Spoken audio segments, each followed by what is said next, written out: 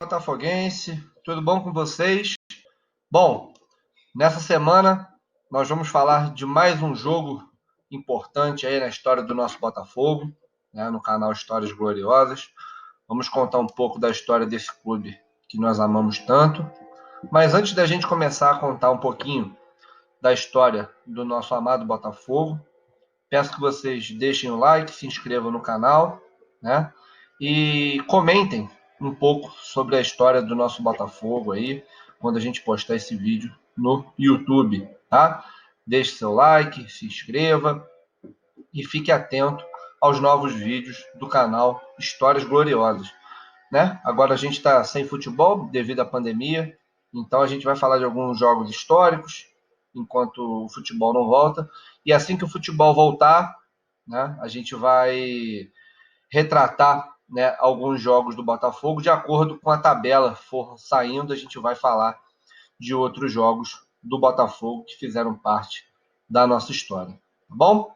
O jogo de hoje basicamente não é um jogo do Botafogo propriamente dito, né, mas nós vamos falar uma vez que o Botafogo representou a seleção brasileira com 8 dos 11 titulares, no qual a seleção brasileira ganhou da Argentina por 4-1 no Maracanã, no ano de 1968. E com isso, a gente vai relatar um pouco as reportagens da época, a gente vai falar um pouco sobre aquela base campeã do Botafogo, que conquistou muita coisa na década de 60, e a gente vai falar um pouquinho das curiosidades do jogo também, apesar do jogo não ter imagens, mas tem uma reportagem, né, do Globo Esporte, que ao final a gente vai passar aqui para vocês poderem reviver um pouco daqueles momentos áureos da história do nosso Botafogo, tá bom? Deixa eu diminuir aqui o tamanho da minha tela e a gente vai falar um pouquinho desse jogo Botafogo 4, Argentina 1,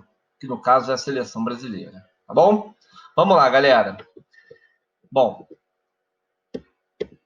o jogo nada mais é do que Brasil 4, Argentina 1, em 1968.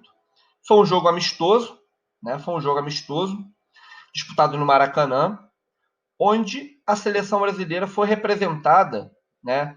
Dos 11 titulares, né? Dos 11 titulares que foram a campo, 8 eram jogadores do Botafogo. Então, basicamente, era uma base quase que o time inteiro do Botafogo. E esse time do Botafogo havia conquistado diversos títulos naqueles anos. Então a gente vai falar um pouco também dessa base, como foi montada, do que conquistou, do que foi feito nesses anos 60, que a gente vai chamar de anos dourados do Botafogo, a época mais gloriosa do nosso Botafogo.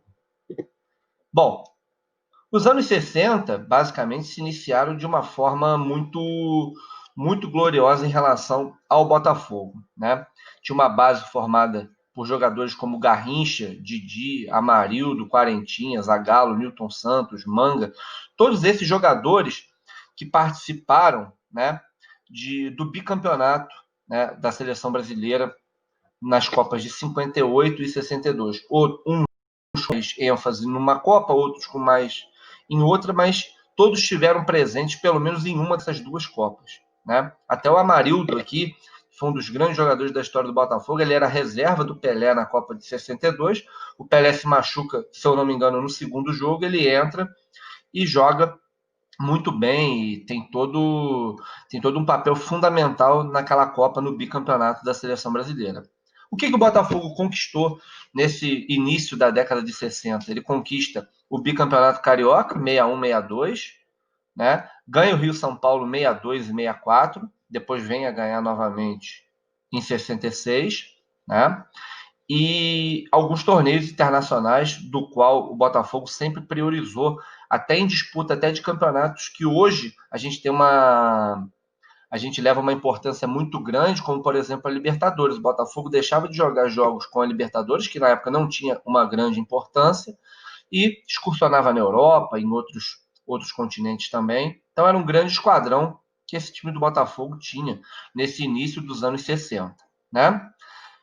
Depois veio uma outra base, né? Veio uma outra geração no final dessa década de 60, na qual manteve o Botafogo como principal time do Rio e um dos principais times do Brasil, né? Então, era uma geração onde a gente pode falar aqui de Paulo César Caju, de Jairzinho, de Roberto Miranda, de Gerson, Rogério, e assim por diante, de Leônidas. Então, era um time de Carlos Roberto, era um time que também conquistou muitos títulos importantes. E a gente vai tratar um pouco desses títulos que o Botafogo conseguiu conquistar, principalmente no final da década de 60, onde a gente consegue alguns títulos que são muito importantes ao Botafogo e que até vieram à tona nos últimos meses aí, com o tricampeonato mundial que o Botafogo entrou na FIFA para reconhecer os títulos que ele conquistou em Caracas. Então a gente vai falar um pouquinho aqui desses títulos e o que isso leva a crer na formação daquela seleção brasileira, do amistoso com a Argentina. Né? Lembrando que essa peça aqui, né, o Zagallo, ele vai ter um papel fundamental não só como jogador no início da década de 60, e depois ele vai virar treinador desse time tanto de 67 quanto de 68. Bom, no jogo em si, esse time do Botafogo teve 8 titulares, né? O time do Brasil teve 8 titulares que eram do Botafogo, né? Como Moreira, Leônidas, Carlos Roberto e Valtenci, Gerson, Roberto Miranda, Jairzinho e Paulo César, né? Aquele time do Brasil que jogou com a Argentina, ele teve como principal característica o time do Botafogo, tá? Bom, esse time do Botafogo foi campeão.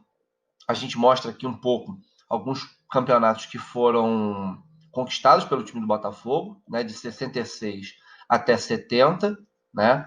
Então, o torneio de São Paulo de 66 foi o tricampeonato, depois o Botafogo voltaria a ser campeão em 98, né, conquistando o título com o Bebeto, Túlio e outros jogadores, né? O primeiro título de Caracas, em 67, foi campeão estadual, conquistando a Taça Guanabara e o torneio início, que era um torneio que tinha uma certa importância nessa época. Em 68, o Botafogo ganha novamente o campeonato de Caracas, ganha a Taça Brasil, que hoje vale como brasileiro, como nosso primeiro brasileiro, é novamente campeão da Taça Guanabara e campeão estadual, e em 1970, né, 1970, o Botafogo conquista novamente o torneio de Caracas. Então, esse torneio que o Botafogo pleita como campeão do mundo, como tricampeão do mundo, isso é muito desse time, dessa base que foi formada no final da década de 60. Lembrando que alguns jogadores aqui que participaram desse jogo em 68, além do treinador, que era o Zagallo, depois a gente vai falar um pouco sobre o Zagallo, participaram do tricampeonato na Copa de 70, uns como titular, outros como reserva. Titular, o Gerson, Jairzinho, né, o Furacão, e o Roberto Miranda e Paulo César eram reservas daquele time de 70, mas que tinha uma qualidade sensacional também. Foi eleita também a maior seleção de todos os tempos, né? O maior time de todos os tempos é aquela seleção de 1970. Então o Botafogo ele teve um papel fundamental na conquista dos 3 primeiros títulos da seleção brasileira mundial, tanto com a base, né, de 61 e 62 nas Copas da Suécia e do Chile, e depois na Copa de 70 no México, né? Então, aqui alguns dos campeonatos que esse time conquistou, e foi um dos torneios, né, que uma das épocas que mais o Botafogo se orgulha e que conquistou maior número de campeonatos, né, num curto espaço de tempo. E vocês podem reparar que alguns campeonatos foram campeonatos disputados fora do Brasil, né? Torneio Hexagonal do México, Copa Carrança de Buenos Aires, foram campeonatos que o Botafogo disputava fora, né? Fora do Brasil, e não priorizava a Libertadores. Então, muitas das vezes, torcedores falam, poxa, o Botafogo poderia ter uma Libertadores, poderia...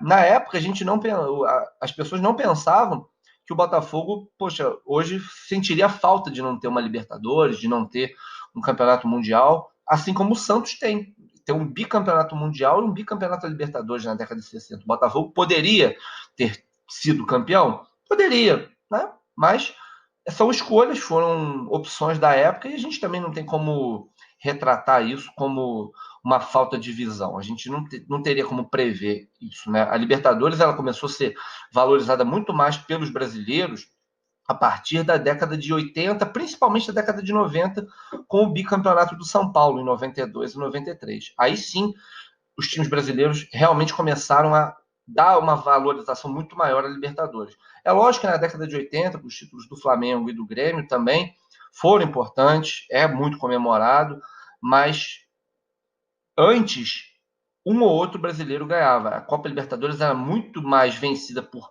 argentinos e uruguaios do que propriamente por times brasileiros. É só vocês verem a quantidade de títulos que os argentinos e uruguaios têm comparados com os times brasileiros. Os times com mais títulos aí da Libertadores têm o Independiente, o Boca, o Peñarol, né, com 6, 7 títulos, e os times brasileiros com mais títulos têm 3, que é o Grêmio, São Paulo e o Santos, né? São tricampeões da Libertadores, tá? Bom, falar um pouco do Zagallo. O Zagallo foi jogador do Botafogo, né? Foi multicampeão pelo Botafogo, foi campeão pela seleção brasileira em 58 e 62, foi bicampeão carioca com o Botafogo em 61, 62 e depois ele se aposentou. E na época, né, a seleção brasileira ela era treinada pelo João Saldanha em 1968. E esse jogo, né, Brasil e Argentina, foi o primeiro jogo do Zagallo como treinador da seleção. Mas foi como era um amistoso, foi a primeira experiência dele como treinador da seleção brasileira de futebol. E depois, por divergências políticas, o Zagallo assumiria a seleção em 1970 e ganharia o tricampeonato no México, né? Onde foi, a gente até já comentou, que foi um dos maiores times de todos os tempos do futebol. Bom, o jogo em si, né? O dia foi dia 7 de agosto de 68, né? No estádio do Maracanã. Um jogo que foi para praticamente 40 mil torcedores, né? E a gente chama esse jogo de o jogo do Olé, né? O jogo do Olé. Né? A CBD, atual CBF, em rota de colisão com os clubes paulistas, então teve isso. Colocou em campo um combinado carioca, com 8 jogadores do Botafogo, sob o comando do técnico Zagallo, que era técnico do Botafogo. Nosso tetracampeão do mundo como jogador, treinador e dirigente. Aí, palavras do Zagallo. Em 1968, eu fui convidado para dirigir a seleção contra a Argentina em um amistoso no Maracanã. Formei a seleção com a base do Botafogo, que tinha sido campeão estadual em 67 e acabaria bicampeão em 68. E goleamos por 4-1. Foi meu primeiro jogo como treinador da seleção, para onde eu voltei oficialmente em 70, perto da Copa. Né? Então, a ficha técnica, né, do jogo, o jogo em agosto de 68. Então, voltando aqui, alguns jogadores, né, que entraram e que participaram do jogo que não eram jogadores do Botafogo, foi o Félix, depois foi titular da Copa de 70, Murilo foi do Flamengo, né, Brito do Vasco, e aqui depois o Nado do Vasco. Depois entrou alguns outros jogadores, também o Ney Oliveira do Vasco, mas a grande maioria, né, a grande maioria dos jogadores do Brasil, a maioria dos grandes jogadores do Brasil eram jogadores do Botafogo, né? O árbitro é o Armando Marques, então foi um amistoso, não era nenhum jogo oficial de eliminatórias, de nada disso, né? E os gols do Brasil, todos foram jogadores do Botafogo que fizeram. Valtencir, Roberto, Paulo César e Jairzinho. O Olé entrou para a história. Com o jogo já definido, Gerson comandou um Olé dos mais inesquecíveis da história do futebol. Zagallo recorda esse momento mágico na memória de 40 mil privilegiados torcedores presentes no estádio.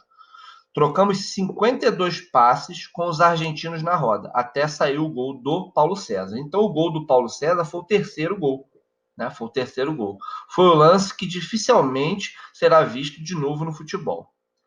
Essa cena jamais foi repetida. E como se costuma dizer, quem viu, viu. Quem não viu, perdeu. Então, infelizmente, nós não temos, né, mais as imagens do jogo. Então, fica muito pela memória de quem esteve presente. Né? E já se faz 52 anos desse jogo e essa ideia do olé, muito se passa também por esse jogo, né? Porque o argentino sempre teve aquela coisa do olé e tudo, mas o Brasil praticamente botou a Argentina na roda e conseguiu vencer o jogo com autoridade e com maior tranquilidade, né? Aqui uma das reportagens, né? Uma das reportagens da época do jornal Globo, né? Goleada a Argentina pela seleção carioca. Então foi realmente um combinado, né? A CBD tinha brigado com os clubes paulistas, então foi um combinado carioca que representou a seleção brasileira. E como o Botafogo era o principal time do Rio na década de 60, né? O principal time em questão de força, foi a base desse time, basicamente a base desse time, né? E aqui agora, galera, a gente vai mostrar uma reportagem do Globo Esporte, onde ele fala um pouquinho do jogo, né? Do jogo Brasil 4, né? Botafogo 4, Argentina 1. Depois, no final, a gente faz mais um comentáriozinho aqui, tá bom? Espero que gostem.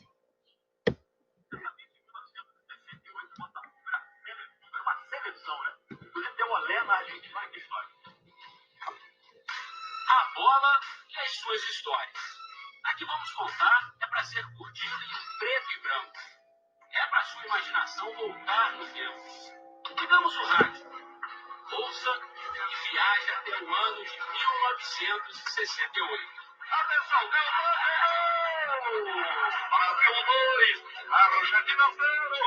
esta seleção brasileira, representada por um combinado carioca, tinha um jogador do Fluminense, 2 do Vasco e 8 jogadores do Botafogo.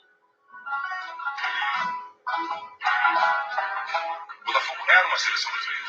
Literalmente, as camisas amarela e alvinegra juntas, sob o comando de Zagallo. Em 1968, eu estava dirigindo o Botafogo. Era o primeiro capítulo de uma relação de amor sincero. O velho lobo e a amarelinha. A estreia de Zagallo como técnico da seleção foi nesse amistoso contra a Argentina. Sem imagens para televisão. Eu fui escolhido para dirigir uma seleção carioca com a camisa da seleção brasileira. Veja as manchetes da época. Cariocas vencem e dão olhada. Goleada a Argentina pela seleção carioca. E nós vemos de 4-1. É uma impressão. Os jogadores argentinos estavam com cara. Foi uma emoção inesquecível. Jairzinho, Roberto Miranda, Paulo César Caju, alvinegros e personagens dessa goleada. Os 3 faziam parte de um Botafogo quase imbatível no fim da década de 60. Bicampeão da Taça Guanabara, bicarioca, ganhou também a Taça Brasil, que recentemente foi homologada pela CBF como título brasileiro. Você entrava em campo, você sentia o adversário, tinha medo. É verdade, cara, você sentia o time dele estava com um medo terrível da gente. É verdade, eu olhava na questão do jogador. 7 de agosto de 1968, Maracanã, quase 40 mil torcedores, Brasil e Argentina, o jogo do olhar. Foi um negócio assim, fora de série, espetacular, fantástico. Pode procurar todos os adjetivos que queiram para botar em cima desse jogo. A seleção brasileira de meias brancas já vencia por 3-0. Faltavam 2 minutos para o clássico acabar. E aí, nós, né, trocando passos. Ia na frente, voltava no meio campo, voltava atrás. Toque no Gerson, toque no Roberto, toque no Jair, toque no Ney, toque no Paulo César. O jornalista argentino Manolo Eppelbaum trabalhou na partida. 1, 2, 3, 4, 5. De pé em pé. Os argentinos de meias listradas na roda. Um baile regado a olhar. A própria Argentina vem com essa tradição do olhar, né? Veio em nossas mentes devolver para eles, né? Ou mostrar para eles. Fez mais do que devolver, mais do que mostrar. Deu aula de matemática para iniciantes. 35, 36, 36. E o que está contando isso? Foram 5 minutos, uma coisa excepcional. Eu cheguei a tocar 48 toques. 50 e tantos passos, 53 toques. em 53 ou 54, que foi assombroso. O último passe foi a transição final ofensiva, eu ainda tive, né, ali a sorte de fazer o gol. 48, 49, 50, não importa. Quem viu não se esquece. Quem não viu, está convidado a imaginar. Atenção, olha o Juninho, E o êxtase estava estampado nas páginas do jornal o Globo. Orgulho que permanece até os dias de hoje. E um time excepcional como era de Botafogo representando o Brasil e goleando a seleção argentina por 4-1 com 5 minutos de hora. Há quem diga que aquela exibição foi ainda mais espetacular que o Barcelona de Messi nos melhores dias. Foi esse o futebol que nós realizamos em 1968. O Barcelona teve essa facilidade, justamente da posse de bola que nós falamos. Isso para mim não é novidade. O que o Botafogo ia fazer é isso. Era um Botafogo tão exuberante, tão talentoso, que 20 dias depois, aí já com o uniforme alvinegro, derrotou a Argentina e o Benfica de Eusébio, bicampeão europeu, num torneio amistoso na Venezuela. Mas foi a noite do Olé que entrou para a história. Uma noite em que o amarelo ganhou a companhia do preto e branco. 44 anos, por 90 minutos, a seleção brasileira virou a Série Fogo. Valeu demais lembrar, né, desse dia da consagração de um dos maiores times da história do futebol brasileiro. Então é isso, galera. Foram épocas áureas do nosso Botafogo, do nosso glorioso, e que a gente espera no futuro possa retornar e que a gente possa ter novas conquistas e novo orgulho de ser botafoguense. Que a gente possa ter realmente um futuro mais brilhante e que as épocas áureas retornem ao nosso glorioso. Muito bom lembrar, muito bom recordar. Fiquem com Deus, se cuidem e saudações alvinegras a todos e até o próximo vídeo. Até mais!